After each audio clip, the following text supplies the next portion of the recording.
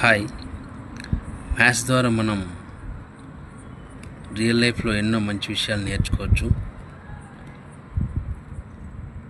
For example మనం number line తీసుకున్నాం అనుకోండి. నెంబర్ లైన్ పైన ఒక సైడు పాజిటివ్ నెంబర్స్, ఒక సైడు నెగిటివ్ నెంబర్స్ ఉంటాయి.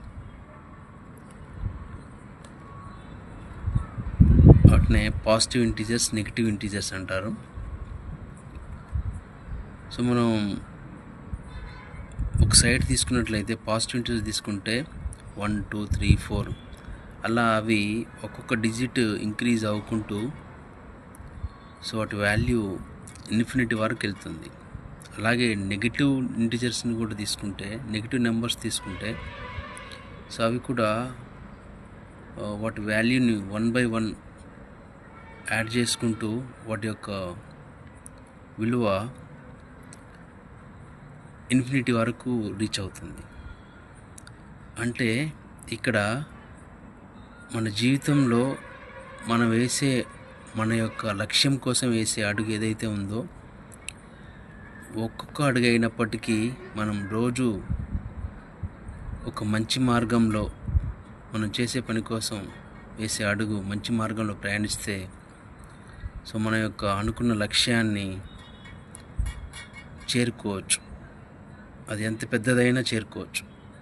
ఎలాగైతే సో 1కి యాడ్ చేస్తే 1కి ఇంకొక 1 యాడ్ చేస్తే 2, 2కి ఇంకో 1 యాడ్ చేస్తే 3 ఇలా సో వాటి యొక్క ప్రయాణం ఎంతవరకు అయితే ఇన్ఫినిటీ వరకు కొనసాగుతుందో సో అలా మనం మన లక్ష్యం వైపు వేసే అడుగులు మంచి వైపుగా, మంచి మార్గంలో వేస్తే మన యొక్క లక్ష్యం ఎంత పెద్దదైనా నెరవేర్చుకోవచ్చు.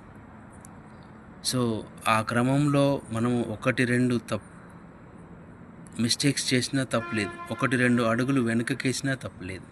కానీ సో మన యొక్క లక్ష్య సాధనలో ఫస్ట్ టైం మనం కనుక చెడు మార్గాన్ని కనుక ఎంచుకున్నట్లయితే, ఎలాగైతే మనం సో మంచి మార్గాన్ని ఎంచుకొని మన యొక్క లక్ష్యాన్ని సాధించామో అట్లనే చెడు కూడా 1 by 1 అలా పెరుగుకుంటూ పోయి అది కూడా సో ఎంత అంటే ఇన్ఫినిటీ అయిపోతుంది.